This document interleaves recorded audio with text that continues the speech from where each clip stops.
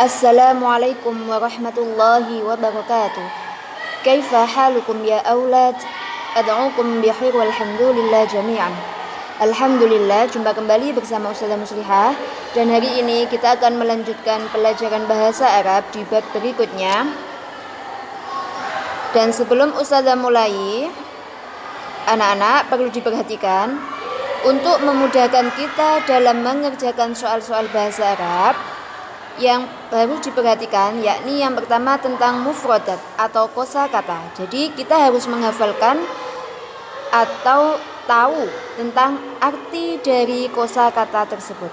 Dan yang kedua, karena kita sudah kelas atas, di sini sudah ada pembahasan tentang kaidah atau tata bahasa.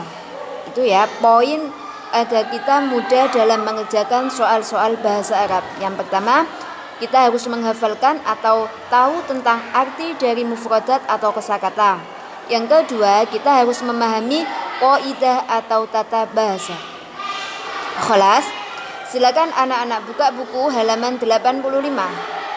Kita akan belajar bersama tentang kaidah atau tata bahasa. Bismillahirrahmanirrahim. Tentang kata istifham atau lafadz aina. Ya, di poin A itu ada istifham atau aina. Apa itu arti dari aina atau istifham? Istifham atau aina itu artinya di mana. Ya, aina itu bermakna di mana dan fungsinya untuk menanyakan keterangan tempat. Di mana ayahmu? Di mana sekolahmu? Di mana ibumu? Nah, itu jadi kata aina atau lafadz aina itu merupakan kata istifham atau kata tanya. Di mana untuk menanyakan tempat kita menggunakan lafadz aina. Khalas. Di situ coba perhatikan tabel itu. Aina abuka? Di mana ayahmu? Abi fil baiti. Ayahku di dalam rumah. Saya ulangi ya. Jadi lafadz aina itu adalah kata istifham. Apa itu istifham? Istifham adalah kata yang digunakan untuk bertanya. Ya. Sedangkan lafadz aina di situ kata yang digunakan untuk menanyakan sebuah tempat. Khalas? Bisa difahami ya. Jadi contohnya aina al-kitabu? Di mana kitab?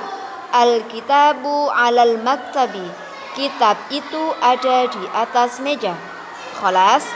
Selanjutnya di poin B itu ada huruf jar. Apa itu Ustazah huruf jar? Ada yang tahu? Jadi huruf jar adalah huruf yang secara umum menyebabkan atau menjadikan kata benda itu isim ya, yang mengikutinya itu harus berharokat kasroh. Harokat akhirnya ya, harokat akhir dari lafaz itu harus dibaca kasroh. Itu namanya huruf jar. Jadi huruf jar itu tugasnya adalah mengejarkan atau menjadikan lafaz yang jatuh setelah huruf jar itu dibaca kasroh. Khalas ya. Dan apa saja yang termasuk huruf-huruf jar? Di antaranya di situ sudah ada ya. Fi, ila, ala, min, fi, dan lainnya. Contoh. Abi fil baiti.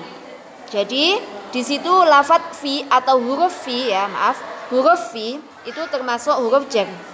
Sedangkan lafadz yang jatuh setelah huruf jar yakni lafadz al-baiti, di situ ya, lafadz baitun itu loh ya. Itu dibaca kasroh.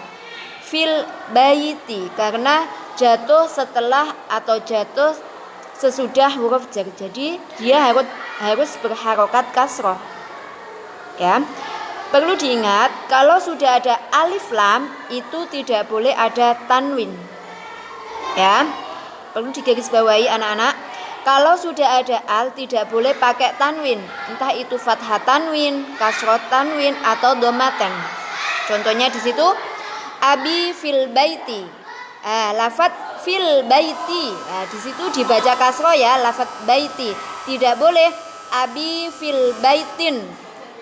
Salah ya, karena di situ sudah ada al. Kholas. Contoh yang kedua dengan huruf jar ilah. Contohnya ilal matbakhi, ilal madrasati. Nah, di situ lafaz yang jatuh setelah huruf jar yakni lafaz al-matbakhi, al-madrasati, di situ semuanya harus dibaca kasroh atau dibaca jar karena jatuh setelah huruf jar ilah. Ya. Paham ya? Jadi kalau sudah ada al tidak boleh pakai tanwin. Kelas. Contoh selanjutnya itu pakai huruf jar ala, alal maktabi. Ya, dibaca kasroh. Tidak boleh alal maktabin. Salah. Alal maktabun, tambah salah. Kelas ya? Bisa difahami anak-anak? Selanjutnya silakan buka halaman 86. Contoh tabel. Coba perhatikan pada tabel tersebut. Ya, di situ ada kata istifham atau penggunaan istifham aina tadi dengan huruf jar fi. Contoh, aina usratuka? Di mana keluargamu? Usrati fi ghurfatil usrati. Keluargaku ada di ruang keluarga. Ya, jadi aina usratuka? Usrati fi ghurfatil. Ingat ya, setelah huruf jar tadi harus dibaca kasroh. Fi ghurfatil usrati. Fil madrasati, fil hammami, fil hadiqati, fil mustashfa. Khalas. Bisa difahami ya? Jadi Ustazah ulangi, kata istifham aina itu digunakan untuk menanyakan sebuah tempat. Aina madrasatuka, aina abuka, aina usratuka. Ya, sedangkan huruf jar fi itu tugasnya huruf jar itu tugasnya adalah mengejarkan kalimat yang jatuh setelah huruf jar. Ya, jadi kalau ada lafaz yang jatuh setelah huruf jar, entah itu min, ila, ala, fi atau yang lainnya, itu harus dibaca kasroh. Ya, kalau sudah ada alif lam tidak boleh pakai tanwin. Kelas ya. Kalau ada yang belum difahami bisa ditanyakan Ustazah lewat WA. Ustazah akhiri, ila liqa ma'as salamah. Assalamualaikum warahmatullahi wabarakatuh.